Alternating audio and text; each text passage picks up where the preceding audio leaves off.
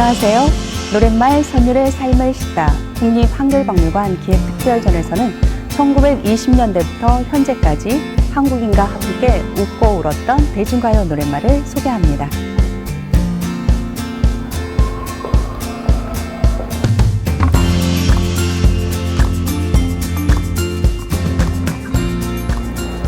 이곳은 100여 년 전 음반가게를 재현한 공간입니다.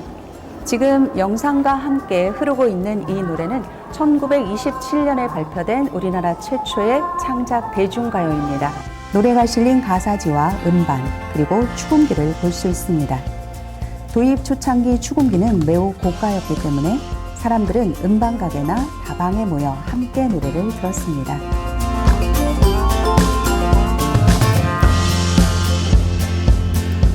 일제강점기에는 민족의식이나 독립정신을 상징적이고 비유적으로 표현한 노랫말이 유행했습니다. 목포의 눈물, 그리고 아리랑을 부르면서 나라 뺏긴 한과 서름을 달랠 수 있었습니다. 일제강점기라고 슬픈 노래만 있었던 것은 아닙니다. 서구적인 가치관과 패션을 추구하는 젊은이들을 모던걸과 모던보이라고 하는데요. 그들은 경쾌한 재즈를 즐겼습니다. 1938년에 발표된 청춘계급은 조선 재즈의 귀재로 불린 김혜송이 작곡하고 불렀습니다.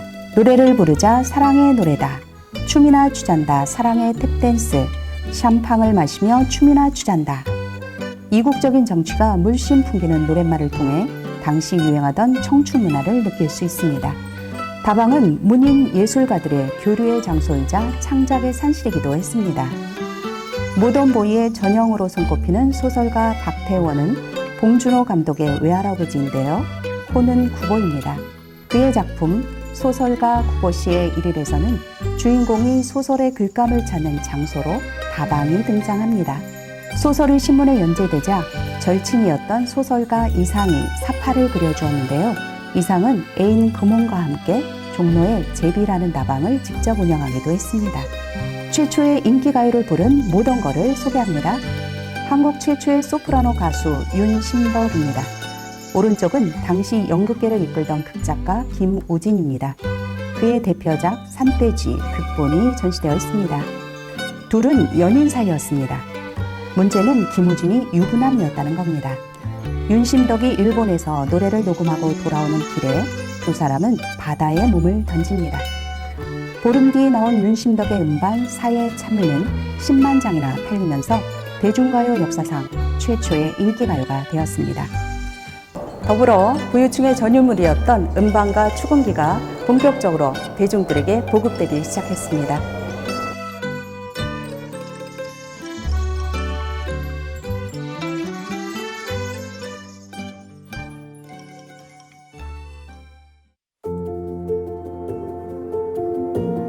(1950년) 한국 전쟁이 터집니다. 생사를 넘나드는 전쟁 중에도 노래는 만들어지고 노랫말은 전쟁의 아픔을 생생하게 담았습니다. 한국 전쟁은 미국의 음악이 국내에 직수입되는 계기를 마련해 주었는데요. 전쟁 후 미 8군이 남한에 주둔하면서 그들을 위로하는 공연 무대가 만들어졌기 때문입니다. 처음에는 마릴린 먼로나 프랭크 시나트라 같은 헐리우드 스타들이 방문했지만 260개가 넘는 미군 클럽의 수요를 감당하기엔 역부족이었습니다. 점차 한국인 악단이 이들을 대신해 연주하다가 노래와 춤이 섞인 쇼 무대로 전환되었습니다. 한때는 우리나라 대중음악계의 70%가 넘는 연예인들이 미 8군 무대 출신이었다고 하는데요. 대표적인 가수는 신중현, 패티김, 김 시스터즈, 현미 등입니다. 전쟁으로 시장을 잃은 음악인들에게 미 8군 쇼는 꿈의 무대이자 안정적인 수익원이 되었습니다. 주한 미군 방송 AFKN을 통해 미국의 팝 음악이 적극적으로 수용되며 가요에도 영어 가사가 많이 사용되었습니다. 댄사의 순정, 아메리카 차이나타운, 럭키모닝, 샌프란시스코처럼 한 번도 가보지 못한 외국의 지명이나 영어가 노랫말에 등장합니다. 전쟁 부하들이 생계를 위해 구두를 닦던 시대 상황을 경쾌한 선율에 실은 슈샨보이에도 슈샨보이, 헬로, 노노노, 노구처럼 영어가 자주 등장합니다. 미군과 연합군을 통해 부기우기, 만보, 차차차 같은 라틴 음악도 들어왔습니다. 그중 쿠바에서 발생해 전 세계를 휩쓴 만보의 열풍이 뜨거웠습니다. 닐리리 만보, 아리랑 만보, 도라지 만보 같은 음반은 이국적 만보 리듬에 민요를 결합하여 외국 음악을 토착화하려는 시도가 엿보입니다. 만보는 악단이 트럼펫, 트롬본, 색소폰 등의 악기를 연주하며 춤이 있어야 완성되는 음악 장르입니다. 그러다 보니 5, 60년대 만보는 댄스홀을 중심으로 춤바람을 몰고 왔습니다. 대학 교수 부인의 춤바람과 일탈을 다룬 영화 자유부인에도 체리핑크 만보가 삽입되어 만보의 인기를 실감할 수 있습니다.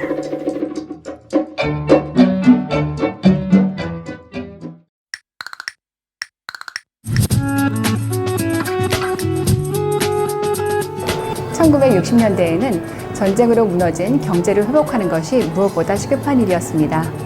정부는 경제개발 5개년 계획을 세워 본격적으로 개발을 주도해 나갔고 정책을 홍보하는 수단으로 노랫말을 사용했습니다. 이렇게 만들어진 노래가 잘 살아보세, 새마을 노래, 저축의 노래, 혼분식의 노래와 같은 건전가요입니다. 모든 국민의 노력으로 한강의 기적을 이루었습니다. 그러나 성과는 모두에게 골고루 돌아가지 않았습니다. 고속성장과 급격한 도시화의 과정에서 소외된 사람들도 있었습니다. 남진이 임과 함께해서 노래한 것처럼 저 푸른 초원 위에 그림 같은 집을 짓고 살고 싶은 꿈을 가지고 왔으나 도시의 삶은 결코 녹록지 않았습니다. 그들에게 위로가 되어준 노래가 있었습니다. 코스모스 피어있는 정든 고향역, 이쁜이 곱분이 모두 나와 반겨주겠지. 고향에 대한 그리움을 노래한 나훈아의 고향역입니다. 실제로 남진과 나훈아는 도시적 이미지와 향토적 이미지로 대비되며 70년대 트로트 음악을 대표하는 가수로 큰 인기를 누렸고 엄청난 오빠 부대를 거느리기도 했습니다. 고속성장의 개발 시대를 살아간 사람들은 모두 같은 꿈을 꾸었습니다. 한번 잘 살아보자. 그러나 그 꿈을 이루어가는 방식은 서로 달랐습니다. 다양한 노랫말이 그들의 삶을 대변합니다. 1969년 서울시의 요청으로 만들어진 서울의 창가에서 패티김은 이렇게 노래합니다. 종이 울리네, 꽃이 피네, 아름다운 서울에서 살으렵니다. 사람들은 서울로 몰려들었습니다. 그러나 고향으로 다시 돌아가고픈 사람도 많았습니다.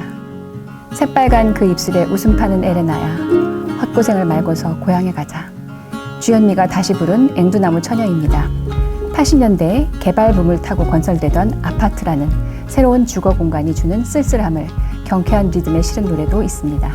아무도 없는 쓸쓸한 너의 아파트, 윤수일의 아파트입니다. 청년들은 포크송을 부르며 자유롭게 그들만의 생각을 표현하고 싶었습니다. 1971년 양희애는 김민기가 작사 작곡한 아침 이슬로 데뷔합니다.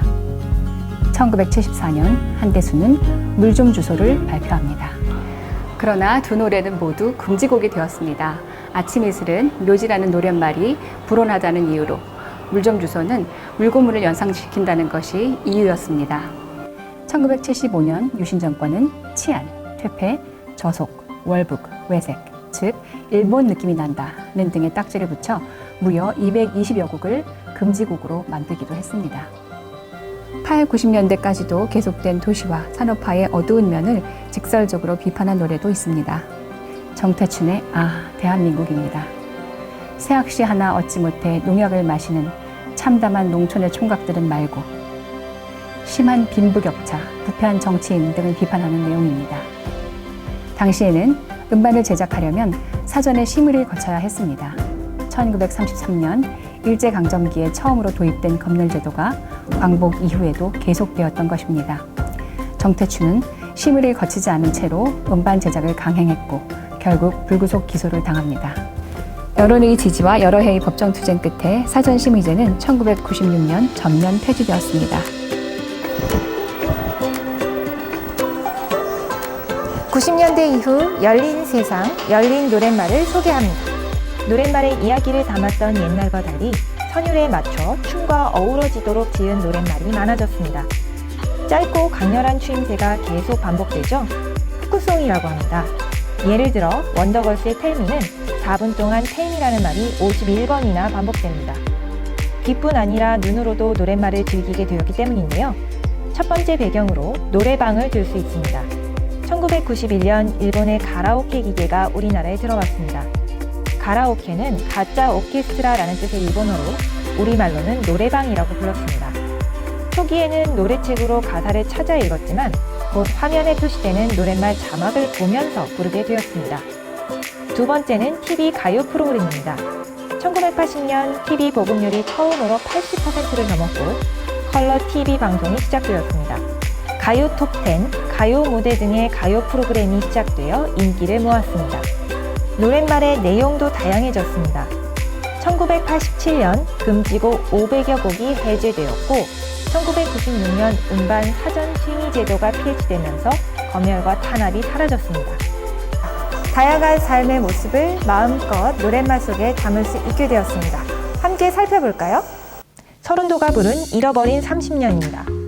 한국전쟁 이후 가족과 헤어진 사람이 1000만 명에 이른다고 합니다. 휴전 30년이었던 1983년 KBS는 특집 이산가족을 찾습니다를 방송했습니다. 시청률은 70%가 넘었고 방송국 주변은 가족을 찾으려는 사람들로 인산인해를 이루었는데요. 2시간 예정이었던 생방송이 138일 동안 이어졌습니다. 관련 기록은 2015년 유네스코 세계 기록유산으로 지정되었습니다. 한스 밴드의 오락실. 실직한 아버지가 몰래 오락실에 갔다가 딸에게 들킨 이야기죠. IMF 경제 위기로 가장들은 일자리를 잃었고 청년들은 일자리를 잡지 못해 좌절했습니다. 이한철의 슈퍼스타는 희망적인 노랫말로 청년들을 위로했습니다. 내 나이가 어때서 인생을 즐기는 노년층의 모습을 보여줍니다. 한국인의 기대 수명은 40년 동안 20세 가까이 늘어났습니다. 60부터 청춘이라는 말이 현실이 되었습니다. 서태지와 아이들의 교실 이데아, 극심한 경쟁에 내몰린 청소년의 마음을 직설적으로 표현했습니다. 서태지와 아이들 이후 10대 청소년이 대중음악을 선도하게 됩니다. 2000년대 이후 K-팝이 전 세계에서 인기를 끌면서 노랫말의 외국어를 적극적으로 사용하게 되었습니다. 방탄소년단의 아이돌은 경쟁이 심화되는 21세기 전 세계 사람들에게 있는 그대로 나를 사랑할 수 있도록 힘과 용기를 주었습니다. 국립한글박물관 기획특별전 노랫말 선율의 삶을 싣다에서도 나의 마음을 위로하고 공감하는 한 구절 찾으시기 바랍니다.